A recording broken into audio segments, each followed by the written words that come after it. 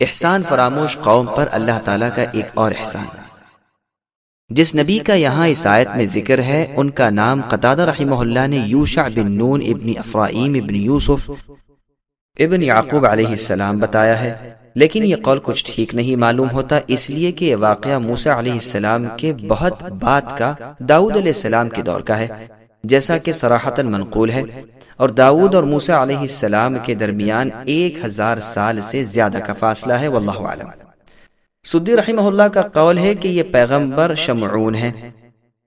مجاہد رحمہ اللہ فرماتے ہیں یہ شمویل ابن یایالہ ابن علقمہ ابن صفیہ ابن علقمہ ابن ابو حاشف ابن قارون ابن یصہر ابن فاحث ابن لاوی ابن یعقوب ابن اسحاق ابن ابراہیم خلیل اللہ علیہ السلام ہے۔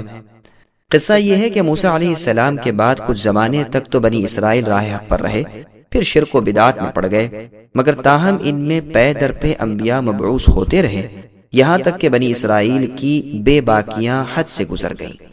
اب اللہ تعالیٰ نے ان کے دشمنوں کو ان پر غالب کر دیا، خوب مار کھائی، اجڑے اور لٹے۔ پہلے تو تورات کی موجودگی اور تابوت سکینے کی موجودگی جو موسیٰ علیہ السلام سے موروثی چلی آتی تھی ان کے لیے باعث غلبہ ہوتی تھی، مگر ان کی سرکشی اور بدترین گناہوں کی وجہ سے اللہ تعالیٰ کی یہ نعمت بھی ان کے ہاتھوں سے چھن گئی اور نبوت بھی ان کے گھرانے سے ختم ہوئی۔ لاوی جن کی اولاد میں پیغمبری کی نسل چلی آ رہی تھی وہ سارے کے سارے لڑائیوں میں مر کھپ گئے، ان میں صرف ایک حاملہ عورت رہ گئی تھی، ان کے خاوند بھی قتل ہو چکے تھے۔ اب بنی اسرائیل کی نظریں صرف اس عورت پر تھیں، ان کی خواہش تھی کہ اللہ اسے لڑکا دے اور وہ لڑکا نبی بنے۔ خود ان بیوی صاحبہ کی دن رات یہی دعا تھی جو اللہ نے قبول فرمائی اور انہیں لڑکا دیا، جن کا نام شموئیل یا شمعون رکھا۔ اس کے لفظی معنی ہے کہ اللہ نے میری دعا قبول فرما لی۔ نبوت کی عمر کو پہنچ کر انہیں بھی نبوت ملی۔ جب آپ نے نبوت کا اعلان کیا تو قوم نے درخواست کی کہ کسی کو آپ ہمارا بادشاہ مقرر کر دیجئے تاکہ ہم اس کی ماتحتی میں جہاد کریں۔ بادشاہ تو ظاہر ہو ہی گیا تھا، لیکن پیغمبر نے اپنا کھٹکا بیان کیا کہ کہیں تم جہاد سے جی نہ چراؤ۔ قوم نے جواب دیا کہ اے اللہ کے نبی، ہمارے ملک ہم سے چھین لیے گئے ہیں، ہمارے بال بچے گرفتار کیے گئے، اور پھر بھی کیا ہم ایسے بے حمیت ہیں کہ مرنے مارنے سے ڈریں؟ اب جہاد فرض کر دیا گیا اور حکم ہوا کہ اس بادشاہ کے ساتھ اٹھو، بس یہ سنتے ہی سن ہو گئے، اور سوائے چند لوگوں کے باقی سب نے منہ موڑ لیا۔ ان سے یہ کوئی نئی بات نہ تھی جس کا اللہ کو علم نہ ہو۔ مطلب یہ ہے کہ جب بادشاہ بنا دینے کی خواہش انہوں نے اپنے پیغمبر سے کی تو پیغمبر نے بحکم الہی طالوت کو پیش کیا، جو شاہی خاندان سے نہ تھے بلکہ ایک لشکری تھے۔ شاہی خاندان یہود کی اولاد تھی اور یہ ان میں سے نہ تھے، تو قوم نے اعتراض کیا کہ حقدار بادشاہت کے تو اس سے بہت زیادہ ہم ہیں، پھر دوسری بات یہ کہ اس کے پاس مال بھی نہیں، مفلس شخص ہے۔ بعض کہتے ہیں یہ سقا پانی پلانے والے تھے، کسی نے کہا یہ دباغ یعنی رنگائی کرنے والے تھے۔ پس پہلی سرکشی تو اعتراض کی صورت میں احکام نبوی کے سامنے ان سے یہ ہوئی۔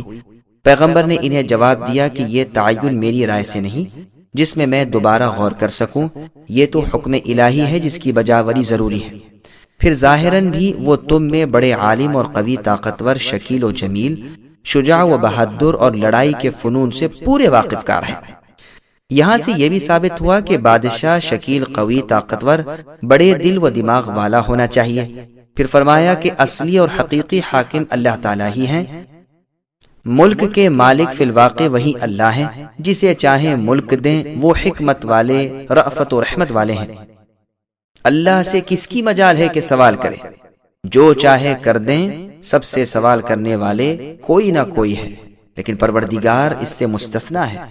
وہ اللہ کشادگی والے، فضل والے ہیں، اپنی نعمتوں سے جسے چاہیں مخصوص کریں۔ وہ علم والے ہیں، خوب جانتے ہیں کہ کون کس چیز کا مستحق ہے اور کون مستحق نہیں۔ تابوت سکینہ اور اس کی تفصیل۔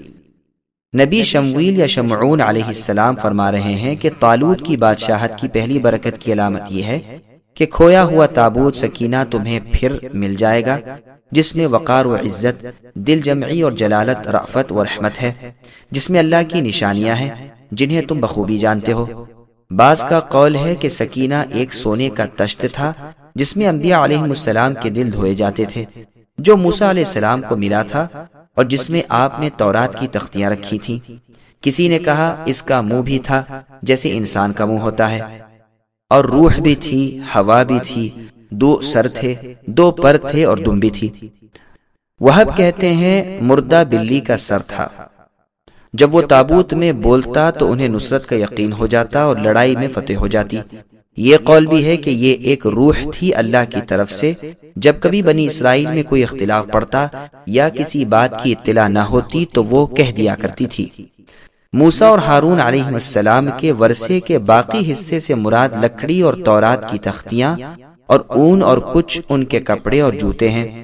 ابن عباس رضی اللہ عنہما فرماتے ہیں کہ فرشتے آسمان و زمین کے درمیان اس تابوت کو اٹھائے ہوئے سب لوگوں کے سامنے لائے اور طالوت بادشاہ کے سامنے لا کر رکھا۔ اس تابوت کو ان کے ہاں دیکھ کر انہیں نبی کی نبوت اور طالوت کی بادشاہت کا یقین ہو گیا۔ یہ بھی کہا گیا ہے کہ یہ گائے کے اوپر لایا گیا۔ بعض کہتے ہیں کہ کفار نے جب یہودیوں پر غلبہ پایا تو تابوت سکینے کو ان سے چھین لیا اور اریحا میں لے گئے اور اپنے بڑے بت کے نیچے رکھ دیا۔ جب اللہ کو اسے واپس بنی اسرائیل تک پہنچانا تھا تب وہ کفار صبح کو جب بت خانے میں گئے تو دیکھا کہ بت نیچے ہے اور تابوت اوپر ہے۔ انہوں نے پھر بت کو اوپر کر دیا، لیکن دوسری صبح دیکھا کہ پھر وہی معاملہ ہے۔ انہوں نے پھر بت کو اوپر کر دیا۔ صبح کو جب گئے تو دیکھا کہ بت ایک طرف ٹوٹا پھوٹا پڑا ہے، تو یقین ہو گیا کہ یہ اللہ تعالیٰ کی قدرت کی نشانی ہے۔ چنانچہ انہوں نے تابوت کو یہاں سے اٹھا کر کسی اور چھوٹی سی بستی میں جا کر رکھ دیا۔ وہاں ایک وبائی بیماری پھیلی۔ آخر بنی اسرائیل کی ایک عورت نے جو وہاں قید تھی انہیں کہا اسے واپس بنی اسرائیل کو پہنچا دو تو تمہیں اس سے نجات ملے گی۔ ان لوگوں نے 2 گائیوں پر تابوت کو لا کر بنی اسرائیل کے شہر کی طرف بھیج دیا۔ شہر کے قریب پہنچ کر گائیں تو رسیاں توڑوا کر بھاگ گئیں اور تابوت وہیں رہا جسے بنی اسرائیل لے آئے۔ بعض تو کہتے ہیں 2 نوجوان اسے پہنچا گئے، واللہ عالم، لیکن الفاظ قرآن میں یہ موجود ہے کہ اسے فرشتے اٹھا لائیں گے۔ یہ بھی کہا گیا ہے کہ فلسطین کی بستیوں میں سے ایک بستی میں تھا جس کا نام ازدوا تھا۔ پھر آگے اللہ کے نبی شمعون یا شموئیل علیہ السلام بنی اسرائیل سے فرماتے ہیں میری نبوت کی دلیل اور طالوت کی بادشاہت کی دلیل یہ بھی ہے کہ تابوت فرشتے پہنچا جائیں گے اگر تمہیں اللہ پر اور قیامت پر ایمان ہو۔ اب واقعہ بیان ہو رہا ہے کہ جب ان لوگوں نے طالوت کی بادشاہت تسلیم کر لی اور وہ انہیں لے کر جہاد کو چلے، سدی رحمہ اللہ کے قول کے مطابق ان کی تعداد 80,000 تھی۔ راستے میں طالوت نے کہا اللہ تعالیٰ تمہیں ایک نہر کے ساتھ آزمانے والے ہیں۔ ابن عباس رضی اللہ عنہما کے قول کے مطابق یہ نہر اردن اور فلسطین کے درمیان تھی۔ اس کا نام نہر الشریعہ تھا۔ طالوت نے انہیں ہوشیار کر دیا کہ اس نہر کا پانی کوئی نہ پیے، اگر پی لے گا تو میرے ساتھ نہ چلے۔ ایک آدھ گھونٹ اگر کسی نے پی لیا تو کچھ حرج نہیں، لیکن جب وہاں پہنچے پیاس کی شدت تھی، نہر پر جھک پڑے اور خوب پیٹ بھر کر پانی پی لیا۔ مگر کچھ لوگ ایسے پختہ ایمان والے بھی تھے کہ جنہوں نے نہ پیا مگر ایک چلو بھر، بقول ابن عباس رضی اللہ عنہما کے ایک چلو پینے والوں کی تو پیاس بھی بجھ گئی اور وہ جہاد میں شامل رہے، لیکن خوب پیٹ بھر کر پینے والوں کی نہ تو پیاس بجھی نہ وہ قابل جہاد رہے۔ سدی رحمہ اللہ فرماتے ہیں 80,000 میں سے 76,000 نے پانی پی لیا، صرف 4,000 آدمی حقیقی فرمانبردار نکلے۔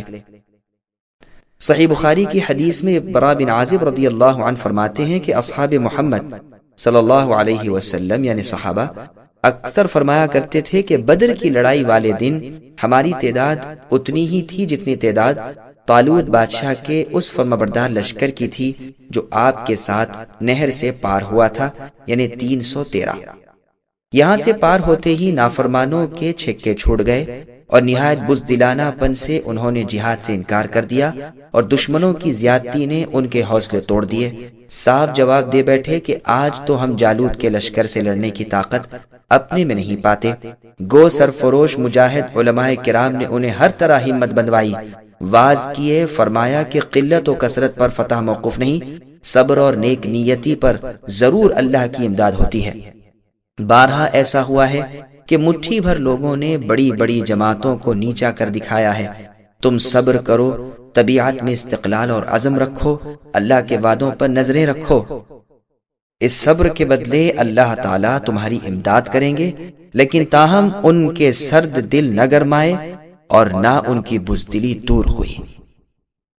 یعنی جس وقت مسلمانوں کی اس مختصر جماعت نے کفار کے ٹڈی دل لشکر دیکھے تو اللہ تعالیٰ کے حضور میں گڑ گڑا کر دعائیں کرنی شروع کی کہ اے اللہ ہمیں صبر و ثبات کا پہاڑ بنا دیجئے اور لڑائی کے وقت ہمارے قدم جما دیجئے، منہ موڑنے اور بھاگنے سے ہمیں بچا لیجئے اور ان دشمنوں پر ہمیں غالب کیجئے۔ چنانچہ ان کی یہ عاجزانہ اور مخلصانہ دعائیں قبول ہوتی ہیں، اللہ کی مدد نازل ہوتی ہے اور یہ مٹھی بھر جماعت اس ٹڈی دل کفار کے لشکر کا تہس نہس کر دیتی ہے۔